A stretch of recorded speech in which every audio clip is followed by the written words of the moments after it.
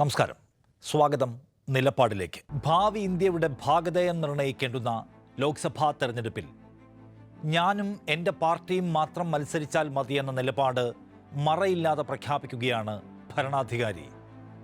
തെരഞ്ഞെടുപ്പ് പ്രഖ്യാപിച്ച ശേഷം ഡൽഹി മുഖ്യമന്ത്രി അരവിന്ദ് കെജ്രിവാളിനെ അറസ്റ്റ് ചെയ്ത് അകത്താക്കുക വഴി തനിക്കെതിരായി ഉയർന്നു വരാവുന്ന സകല രാഷ്ട്രീയ ഭീഷണികളെയും അധികാരബലം കൊണ്ട് അടച്ചുകളയുന്നു നരേന്ദ്രഭായ്. രാജ്യത്തെ പ്രീമിയം ഏജൻസികളിൽ ഒന്നായ EDയെ അതിൻ്റെ ജന്മലക്ഷ്യം തന്നെ അട്ടിമറിച്ചുകൊണ്ട് കേവലം വേട്ടനായ കൂട്ടമാക്കി തുടലിട്ട് നയിക്കുന്നു ഇന്ത്യൻ ഭരണകൂടം. നമ്മുടെ ജനാധിപത്യം അതിൻ്റെ ചരിത്രത്തിലെ ഏറ്റവും വിനാശകരമായ അപൂർവതകളിൽ ഒന്നിനെ അഭിമുഖീകരിക്കുന്ന തെരഞ്ഞെടുപ്പാണിത്. ഈ രാജ്യം അതിനെ എങ്ങനെ മറികടക്കുമെന്ന് വർദ്ധിതാതിയോടെ നാം ഉറ്റുനോക്കുന്നു. അരവിന്ദ് കെജ്രിവാൾ എന്ന പുതുതലമുറ പാർട്ടിയുടെ അധ്യക്ഷനെ പിടിച്ചകത്തിടുമ്പോൾ BJP കാണുന്ന സ്വപ്നങ്ങൾ എന്താണ്? ആം ആദ്മി എന്ന പാർട്ടിയെ BJP ഭയന്നു തുടങ്ങിയത് എന്നു മുതലാണ്? മദ്യനയ അഴിമതി എന്ന ഘടാഘടിയൻ ആരോപണത്തിൻ്റെ കാമ്പെത്രയാണ്? മദ്യനയത്തെ ചൊല്ലി അഴിമതി വിലാപം രചിക്കുന്ന BJPക്ക് അതിലെ പ്രതികളിൽ നിന്ന് കിട്ടിയ കോടികൾ എത്രയാണ്? അരവിന്ദ് കെജ്രിവാളിൻ്റെ ചോദ്യങ്ങൾക്ക് എന്തിനാണ് കോടതി മുറിയിൽ ED ഇത്ര വിയർക്കുന്നത്?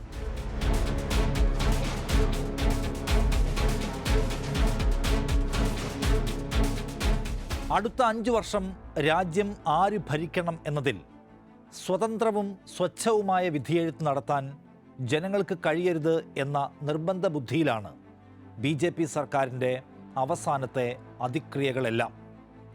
ലെവൽ പ്ലേയിങ് ഫീൽഡ് അഥവാ എല്ലാവർക്കും കളിക്കാൻ തുല്യാവസരം എന്നത് ഈ തെരഞ്ഞെടുപ്പിൽ ഉണ്ടാവില്ല എന്ന് ഭരണകൂടം പ്രഖ്യാപിച്ചു കഴിഞ്ഞു.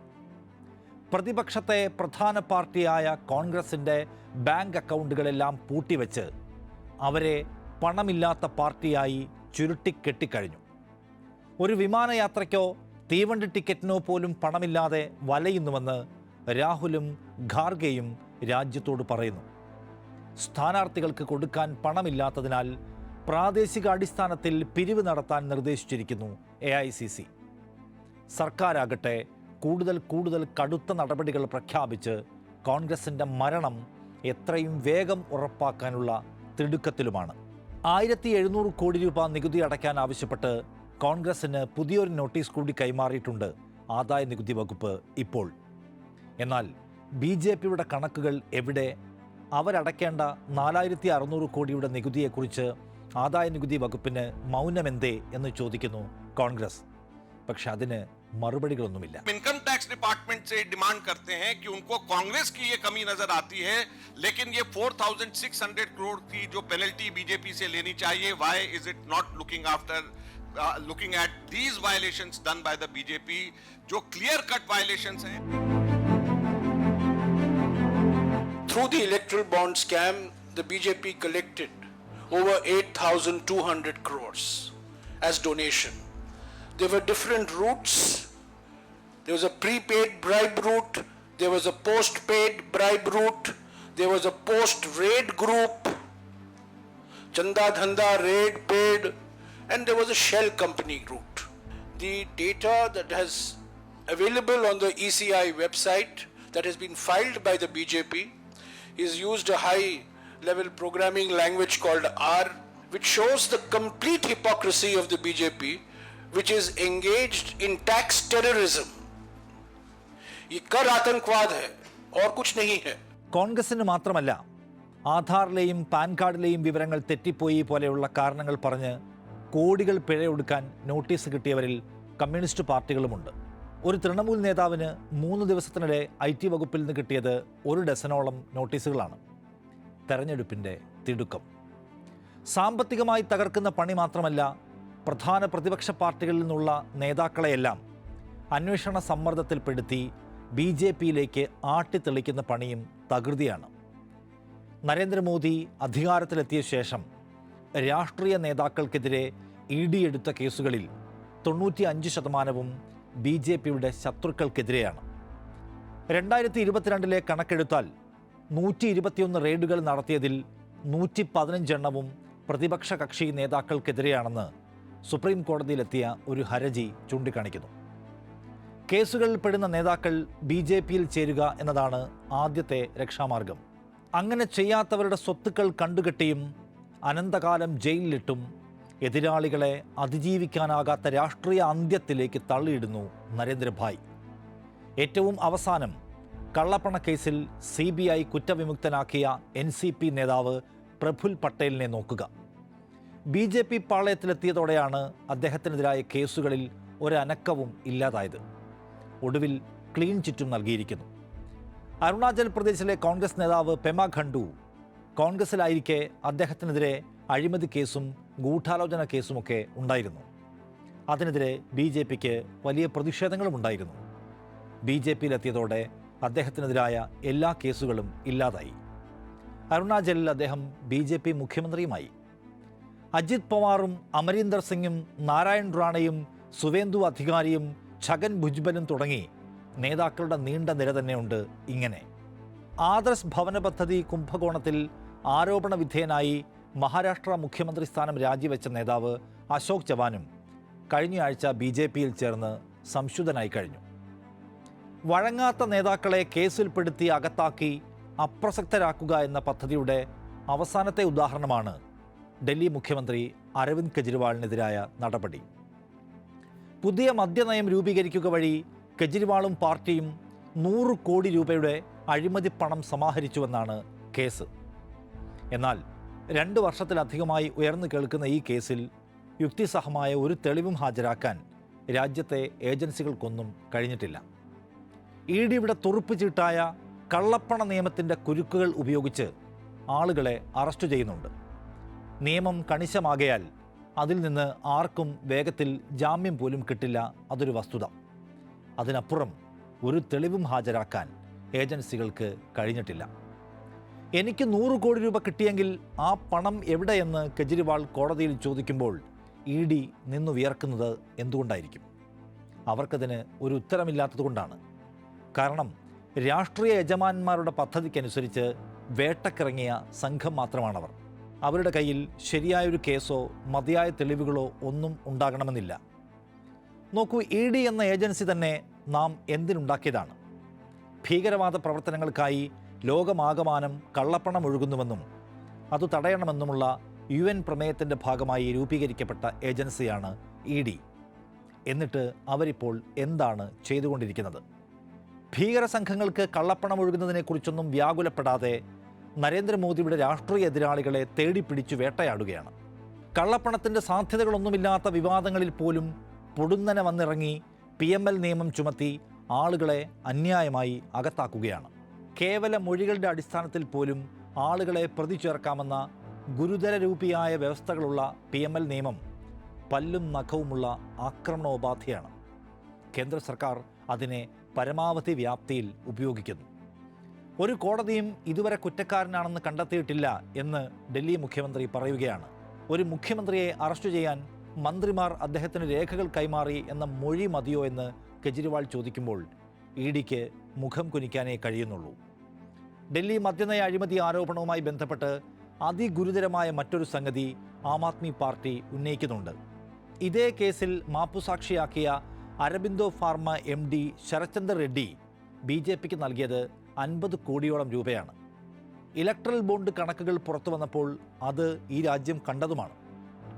മദ്യനയ അഴിമതിയിൽ പിടിക്കപ്പെട്ട് പ്രതി ചേർക്കപ്പെട്ട ശേഷമാണ് തുകയധികവും കൊടുത്തിരിക്കുന്നത് എന്നതും വളരെ വ്യക്തം. BJP അക്കൗണ്ടിലേക്ക് പണം പോയതിന് പിന്നാലെ ശരത്ചന്ദർ റെഡ്ഡിയെ പ്രതിപട്ടികയിൽ നിന്ന് നീക്കുകയും മാപ്പുസാക്ഷിയാക്കി തലയൂരി കൊടുക്കുകയും ചെയ്തു. കേസിൽ അറസ്റ്റിലായപ്പോൾ അരവിന്ദ് കെജ്രിവാളുമായി ബന്ധമൊന്നുമില്ലെന്ന് മൊഴി നൽകിയ ശരത്ചന്ദർ റെഡ്ഡി EDക്ക് വേണ്ടി ആ മൊഴി മാറ്റിപ്പറഞ്ഞു. റെഡ്ഡി BJPക്ക് കൊടുത്ത 55 കോടിയെക്കുറിച്ച് അന്വേഷണം വേണമെന്നും അതാണ് യഥാർത്ഥ അഴിമതി പണമെന്നും കെജ്രിവാൾ കോടതിയിൽ തുറന്നടിച്ചപ്പോൾ ED നിന്നു കുലുങ്ങി.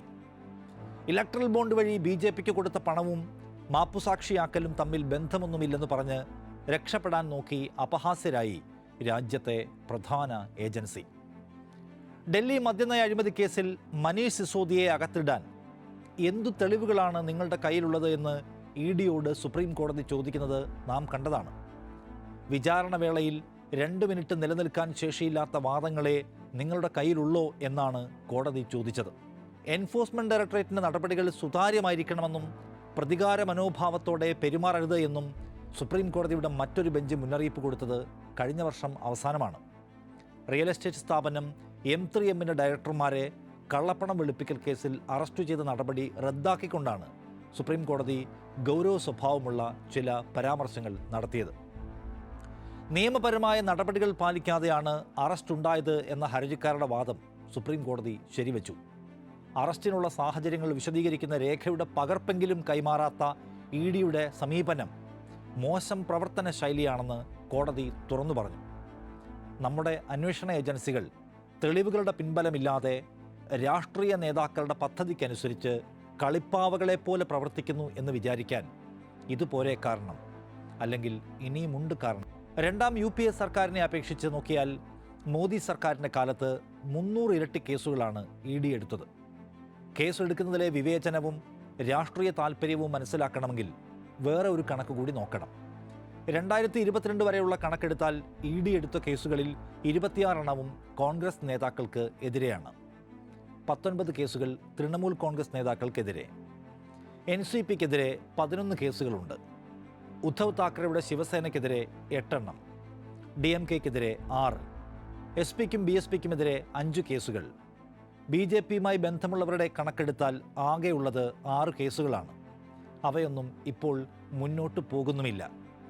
മോദി സർക്കാർ അധികാരമേറ്റ ശേഷമുള്ള 3000-ഓളം റെയ്ഡുകളിലൂടെ 1 ലക്ഷത്തോളം കോടി രൂപയാണ് ED കണ്ടുകെട്ടിയത്. അതിൽ എവിടെയും BJP നേതാക്കളുടെയോ BJP ബന്ധുക്കളുടെയോ പണമില്ല. UPA ഭരണത്തിൽ 2004-2005 2014 112 റെയ്ഡുകളും 5346 കോടി രൂപയുമാണ് കണ്ടുകെട്ടിയത്. ഈ കണക്കുകൾ താരതമ്യം ചെയ്യുമ്പോഴാണ് മോദി സർക്കാർ EDയെ ഉപയോഗിച്ച് നടത്തിയ വൈരാഗ്യവേട്ടയുടെ ആഴം നമുക്ക് പിടികിട്ടുക. ഡൽഹി മുഖ്യമന്ത്രിയെയും അദ്ദേഹത്തിൻ്റെ പാർട്ടിയെയും ലക്ഷ്യം വയ്ക്കുന്നതിന് BJPയെ സംബന്ധിച്ച് സവിശേഷമായ പല കാരണങ്ങളുണ്ട്. സമീപകാലത്ത് ഉയിർകൊണ്ട പാർട്ടിയാണ് ആം ആദ്മി പാർട്ടി. അഴിമതി വിരുദ്ധ മൂവ്മെൻറ്റിൻ്റെ ചുവട് പിടിച്ച് രൂപം കൊണ്ട ആ പാർട്ടിയിൽ പുതിയ തലമുറയും വിശ്വാസമർപ്പിക്കുന്നുവെന്ന് BJP ഭയപ്പെടുന്നു. അതിവേഗത്തിൽ ദേശീയ പാർട്ടി സ്റ്റാറ്റസിലേക്ക് ഉയരാൻ കഴിഞ്ഞ ആപ്പിൻ്റെ വളർച്ച BJPക്ക് കണ്ടു നിൽക്കാൻ കഴിയുന്നതല്ല. കാരണം എ പാർട്ടി വിത്ത് ഡിഫറൻസ് എന്നൊക്കെ അവകാശപ്പെട്ട് പരമ്പരാഗത പാർട്ടികൾ ഇന്ത്യയെ തകർത്തുവെന്നും ഞങ്ങളാണ് രക്ഷകരെന്നുമൊക്കെ അവകാശപ്പെടുന്ന BJPക്ക് പുതിയൊരു പാർട്ടി വിശ്വാസം ആർജിക്കുന്നത് അപകട സൂചനയാണ്. ആദ്യഘട്ടത്തിൽ ആം ആദ്മിയുടെ വളർച്ച BJP കണ്ടു നിൽക്കുകയായിരുന്നു. കാരണം അവർ കവർന്നെടുത്തത് മുഴുവൻ കോൺഗ്രസിൻ്റെ ഇടങ്ങളും വോട്ടുകളുമായിരുന്നു. ഇന്നത് കോൺഗ്രസിനൊപ്പം ചേർന്ന് BJPക്കെതിരായ പോരാട്ടത്തിന് ഇറങ്ങുമ്പോൾ നോക്കി നിൽക്കാൻ സമയമില്ലെന്ന് നരേന്ദ്രഭായിക്ക് അറിയാം. വികസന ജനക്ഷേമ മുദ്രാവാക്യങ്ങളും ഒപ്പം ഹനുമാൻ ചാലീസയും സമം ചേർത്ത ആപ്പിൻ്റെ രാഷ്ട്രീയ വഴി മറ്റാരേക്കാളും ഭയപ്പെടുത്തുന്നത് BJPയെ തന്നെ. തെരഞ്ഞെടുപ്പ് കാലത്ത് പ്രതിപക്ഷ നേതാക്കളെ ലക്ഷ്യമിട്ട് നടത്തുന്ന വേട്ടകൾ രാജ്യത്തിൻ്റെ യശസ്സ് മോശമാക്കുന്നുവെന്നത് നിസ്തർക്കം പറയാം. അമേരിക്കയും ജർമ്മനിയും അടക്കമുള്ള രാജ്യങ്ങൾ മോദി സർക്കാരിൻ്റെ ഈ അതിരുവിട്ട നീക്കങ്ങളെ വിമർശനാത്മകമായി സമീപിച്ചു കഴിഞ്ഞു. ന്യായയുക്തവും സുതാര്യവുമായ നിയമപ്രക്രിയകളെ മാത്രമേ ഞങ്ങൾ പ്രോത്സാഹിപ്പിക്കൂവെന്ന് കെജ്രിവാളിൻ്റെ അറസ്റ്റിലും കോൺഗ്രസിൻ്റെ അക്കൗണ്ട് മരവിപ്പിക്കലിലും അമേരിക്കയുടെ പ്രതികരണം. നയതന്ത്ര പ്രതിനിധിയെ വിളിച്ച് പ്രതിഷേധം അറിയിച്ച ശേഷവും അമേരിക്ക നിലപാടിൽ നിന്ന് പിന്നോട്ടു പോകാൻ തയ്യാറായില്ല എന്നത് ശ്രദ്ധിക്കണം. ഇന്ത്യയിലെ രാഷ്ട്രീയ സംഭവ വികാസങ്ങളെ സസൂക്ഷ്മം നിരീക്ഷിക്കുന്നുവെന്നാണ് വിദേശകാര്യ വക്താവ് മാത്യു മില്ലർ പിന്നെയും വ്യക്തമാക്കിയത്. സ്വതന്ത്രവും നീതിപൂർവകവുമായ സാഹചര്യത്തിൽ വോട്ട് ചെയ്യാൻ ജനങ്ങൾക്ക് കഴിയണമെന്നാണ് ലോകത്തെ ഏറ്റവും വലിയ ജനാധിപത്യ രാജ്യത്തെ ഭരണകൂടത്തോട് ഐക്യരാഷ്ട്രസഭ ഉപദേശിക്കുന്നത്. ഇങ്ങനെ ലോക സമൂഹത്തെപ്പോലും ഇടപെടാൻ പ്രേരിപ്പിക്കും വിധം കുഴപ്പം പിടിച്ച വഴികളിലൂടെയാണ് മോദി സർക്കാർ ഇന്ത്യൻ ജനാധിപത്യത്തെ കടത്തിക്കൊണ്ടു പോകുന്നത് എന്ന് വ്യക്തം. ഒരു സംസ്ഥാനത്തിൻ്റെ മുഖ്യമന്ത്രിയെ കാര്യപ്പെട്ട ഒരു തെളിവുമില്ലാതെ ഏതോ കൂറുമാറിയ മാപ്പുസാക്ഷിയുടെ ദുർബലമായ മൊഴിയുടെ പേരിൽ അറസ്റ്റ് ചെയ്ത് അകത്തിടാൻ തീരുമാനിക്കുന്ന മോദി മുഴുവൻ പ്രതിപക്ഷ ചേരിക്കും ഒരു സന്ദേശം നൽകുകയാണ്. നിങ്ങളിൽ ആരും സുരക്ഷിതരല്ലെന്നും BJPക്കെതിരായ ഏതു നീക്കവും നിങ്ങളെ ജയിലിലെത്തിക്കുമെന്ന ഭീഷണിയാണ് മോദി മുഴക്കുന്നത്. ജാർഖണ്ഡ് മുഖ്യമന്ത്രിയായിരുന്ന ഹേമന്ത് സോറൻ ജയിലിലാണ്. അറസ്റ്റിന് തൊട്ടു മുൻപ് അദ്ദേഹം രാജിവെച്ച് ഒഴിയുകയായിരുന്നു. തെലങ്കാനയിലെ മുൻ മുഖ്യമന്ത്രി ചന്ദ്രശേഖർ റാവുവിൻ്റെ മകൾ കവിതയും അറസ്റ്റ് ചെയ്ത് അകത്ത് കിടക്കുന്നു. മനീഷ് സിസോദിയ അടക്കം ആം ആദ്മി പാർട്ടിയുടെ 3 നേതാക്കൾ കെജ്രിവാളിന് മുൻപേ ജയിലിലാണ്. ആർക്കും ഒരു ഞെട്ടലുമുണ്ടാക്കാത്ത വിധം ഇതിനെയെല്ലാം സാധാരണവൽക്കരിച്ചു കഴിഞ്ഞു നരേന്ദ്രഭായ്. 400 സീറ്റിലധികം നേടുമെന്ന് ഉറക്കെ പ്രസംഗിക്കുന്നുണ്ടെങ്കിലും BJP നേതൃത്വത്തിൻ്റെ ആത്മവിശ്വാസത്തിന് കാര്യമായ പരിക്ക് പറ്റിയിട്ടുണ്ടെന്ന് ന്യായമായും സംശയിക്കണം. ആരോഗ്യകരമായ ഒരു മത്സരത്തിൽ തങ്ങൾക്ക് വിജയം രുചിക്കാനാവില്ലേ എന്ന് അവർ ആശങ്കപ്പെടുന്നു. അവസാന നിമിഷമെങ്കിലും കെട്ടിയുണ്ടാക്കിയ പ്രതിപക്ഷ സഖ്യം BJPക്കെതിരായ സംഘമെന്ന പ്രതീക്ഷ ജനത്തിന് കൊടുക്കുമോ എന്ന് അവർക്ക് ആധിയുണ്ട്. അവസാനത്തെ ആ സാധ്യതയും അടയ്ക്കാനാണ് പ്രധാന പ്രാദേശിക നേതാക്കളെ ജയിലിലടക്കുക എന്ന തന്ത്രത്തിലേക്ക് BJP നീങ്ങിയത്. ഒപ്പം പ്രധാന പ്രതിപക്ഷ കക്ഷിയായ കോൺഗ്രസിൻ്റെ പണപ്പെട്ടിക്ക് പൂട്ടിട്ട് കാശ് ഞങ്ങളുടെ കയ്യിൽ മാത്രം മതിയെന്നും ഭരണകൂടം തീരുമാനിക്കുന്നു. സംസാരിക്കുന്ന പ്രതിപക്ഷം എന്ന സങ്കല്പത്തെ തന്നെ തച്ചുടച്ച് കുമ്പിട്ട് നിൽക്കുന്ന വിധേയരെ മാത്രം അവിടെ പ്രതിഷ്ഠിക്കുക എന്നതാണ് BJPയുടെ വിശാല പദ്ധതി. പ്രതിപക്ഷമെന്നാൽ YSR കോൺഗ്രസിനെയും ബിജു ജനതാദളിനെയും ഇപ്പോഴത്തെ BSPയെയും ഒക്കെ പോലെ ചിലരെ മാത്രം അനുവദിച്ചാൽ മതി, ബാക്കി ഒക്കത്തിനെയും മുടിക്കണമെന്ന് അവർ കണക്കുകൂട്ടിക്കഴിഞ്ഞു. മോദി സർക്കാരിൻ്റെ 10 വർഷത്തെ പല നടപടികളോടും അതിരുകവിഞ്ഞ നയതന്ത്ര സമീപനമെടുത്ത പാർട്ടികൾക്ക് കിട്ടുന്ന കാലത്തിൻ്റെ കാവ്യനീതി എന്ന് വേണമെങ്കിൽ കൂടി ഇപ്പോഴത്തെ ഈ നടപടികളെ കാണാം. ആർട്ടിക്കിൾ 370 എടുത്തുകളഞ്ഞ് കശ്മീർ എന്ന സംസ്ഥാനത്തെ ഒരു സുപ്രഭാതത്തിൽ ഇല്ലാതാക്കിയ മോദി സർക്കാരിൻ്റെ തീരുമാനത്തിന് കൈയടിച്ച ആളാണ് അരവിന്ദ് കെജ്രിവാളും അദ്ദേഹത്തിൻ്റെ ആം ആദ്മി പാർട്ടിയും. പിന്നീട് ഡൽഹിയുടെ സംസ്ഥാന അവകാശങ്ങൾക്കുമേൽ കേന്ദ്ര സർക്കാർ കടന്നുകയറുന്നുവെന്ന് അലമുറയിട്ടതും ഇതേ കെജ്രിവാളാണ്. രാജ്യത്തെ ഒരു കൂട്ടം മനുഷ്യരെ പുകച്ച് പുറത്തു ചാടിക്കാനുള്ള ആസൂത്രിത പദ്ധതിയായ പൗരത്വ നിയമ ഭേദഗതിക്കെതിരായ സമരത്തിലും രാജ്യത്തിൻ്റെ മതനിരപേക്ഷ താൽപ്പര്യത്തിനൊപ്പമായിരുന്നില്ല ആം ആദ്മി പാർട്ടിയുടെ നേതൃത്വം. ഭരണകൂടത്തെ പിടിച്ചുകുലുക്കിയ ഡൽഹി ഷഹീൻ ബാഗിലെ സമരത്തോട് തികഞ്ഞ വിപ്രതിപത്തിയാണ് കെജ്രിവാളിൻ്റെ ഭരണകൂടം തുടക്കം മുതലേ ദൃശ്യമാക്കിയത്. സമരകേന്ദ്രത്തിൻ്റെ പരിസരത്തേക്ക് പോകാനോ അതിനോട് അനുഭാവം പ്രകടമാക്കാനോ ആം ആദ്മി ഭരണകൂടം തയ്യാറായില്ല. ആ സമരം BJPയുടെ തിരക്കഥയാണ് എന്ന് പറഞ്ഞ് അതിനെ അവമതിക്കാനാണ് ആം ആദ്മി വക്താവ് സൗരഭ് ഭരദ്വാജ് ശ്രമിച്ചത്. സമരക്കാരെ ആകെ വെടിവെച്ച് വീഴ്ത്തണമെന്ന് BJP നേതാക്കൾ പ്രസംഗിച്ചപ്പോഴോ ഗുഡ്ഗാവിലെ മുസ്ലിം പ്രാർത്ഥനയ്ക്ക് നേരെ ആക്രമണമുണ്ടായപ്പോഴോ ആം ആദ്മിക്കാരും മിണ്ടിയില്ല. ജയ് ശ്രീറാം വിളിച്ചതിൻ്റെ പേരിൽ ആളുകൾ കൊല്ലപ്പെടുന്നുവെന്ന അപകടധ്വനിയിൽ സംസാരിച്ചയാളാണ് ദില്ലി ഉപമുഖ്യമന്ത്രിയായിരുന്ന മനീഷ് സിസോദിയ. ഇന്ത്യയിലല്ലെങ്കിൽ പിന്നെ എവിടെയാണ്, പാകിസ്ഥാനിലാണോ ജയ് ശ്രീറാം വിളിക്കാനാവുക എന്ന് ചോദിച്ച് BJPയേക്കാൾ മുന്തിയ ആളുകളാണ് ഞങ്ങളെന്ന് സ്ഥാപിക്കാൻ ശ്രമിച്ചു അന്ന് മനീഷ് സിസോദിയ. രാമനവമിയുടെയും ഹനുമാൻ ജയന്തിയുടെയും പേരിൽ നാടാകെ അക്രമം അഴിച്ചുവിട്ടപ്പോൾ, പള്ളികളും കടകളും വീടുകളും ആക്രമിക്കപ്പെട്ടപ്പോൾ കെജ്രിവാളിനും അദ്ദേഹത്തിൻ്റെ പാർട്ടിക്കും ഒരക്ഷരം മിണ്ടണമെന്ന് തോന്നിയില്ല. JNUവിനകത്ത് ABVPക്കാർ ആസൂത്രിത അക്രമമുണ്ടാക്കിയപ്പോൾ, വിദ്യാർത്ഥികളുടെ തല തല്ലിപ്പൊളിച്ചപ്പോൾ കൃത്യതയുള്ള ഒരു നിലപാടും പറയാതെ ഒഴിഞ്ഞ കെജ്രിവാളിന് ഒടുക്കം എന്താണ് കിട്ടിയത്? 2ാം UPA സർക്കാരിൻ്റെ അവസാന കാലത്ത് സംഘപരിവാരം തിരക്കഥ എഴുതിയ അഴിമതി വിരുദ്ധ സമരനാടകങ്ങളുടെ ഉപോൽപ്പന്നമാണ് കെജ്രിവാൾ. അഴിമതി എന്നാൽ കോൺഗ്രസ് ആണെന്നും അതില്ലാതായാൽ അഴിമതി ഇല്ലാതാകുമെന്നുമാണ് അവർ പ്രചരിപ്പിച്ചത്. ആഴമില്ലാത്ത രാഷ്ട്രീയ സമീപനങ്ങളും അർത്ഥമില്ലാത്ത പ്രത്യയശാസ്ത്രവുമല്ല ഇന്ന് ഇന്ത്യ നേരിടുന്ന പ്രതിസന്ധിക്കുള്ള പരിഹാരമെന്ന് അരവിന്ദ് കെജ്രിവാളിനെയും ആം ആദ്മി പാർട്ടിയെയും പഠിപ്പിക്കുന്നുണ്ട് ഡൽഹി മദ്യനയ കേസിലെ നടപടികൾ. ഇന്ത്യൻ ജനാധിപത്യം നേരിടുന്ന ഏറ്റവും ഇരുട്ടു നിറഞ്ഞ തെരഞ്ഞെടുപ്പാണിതെന്ന് നിസ്സംശയം പറയാം. സർവ്വ സർക്കാർ ഏജൻസികളും BJPക്ക് വേണ്ടി മാത്രം പണിയെടുക്കുന്നു. ഇലക്ട്രൽ ബോണ്ടുകൾ വഴി BJP മാത്രം കോടാനുകോടികൾ വാരിക്കൂട്ടുന്നു. മറ്റെല്ലാവരുടെയും പണം സർക്കാർ പിടിച്ചെടുക്കുന്നു. പഴയ കാരണങ്ങൾ കണ്ടെത്തി കോടികൾ പിഴയിട്ട് ചെറിയ കക്ഷികളെപ്പോലും മത്സരശേഷിയില്ലാത്തവരാക്കുന്നു. എല്ലാവർക്കും ഒരുപോലെ മത്സരിക്കാൻ അവകാശമില്ലാത്ത ഈ സംവിധാനത്തെ എങ്ങനെയാണ് തെരഞ്ഞെടുപ്പ് എന്ന് വിളിക്കാനാവുക? അതുകൊണ്ട് തന്നെയാണ് ഇന്ത്യയിൽ അരങ്ങേറുന്ന ഈ അതിക്രിയകളിൽ ലോക സമൂഹം പോലും ഞെട്ടൽ രേഖപ്പെടുത്തുന്നത്. ഇനി ആരിലാണ് ഈ ജനാധിപത്യ രാജ്യത്തിൻ്റെ പ്രതീക്ഷ? എല്ലാം തിരിച്ചറിയുന്ന ജനങ്ങളിലല്ലാതെ മറ്റാരിലുമല്ല. രാജ്യം പോകുന്നത് ഏതു വഴിയിലേക്കാണെന്ന് തിരിച്ചറിയുന്ന ജനതയാകാൻ നമുക്ക് കഴിയട്ടെ. നിലപാട് പൂർണ്ണമാകുന്നു. നന്ദി.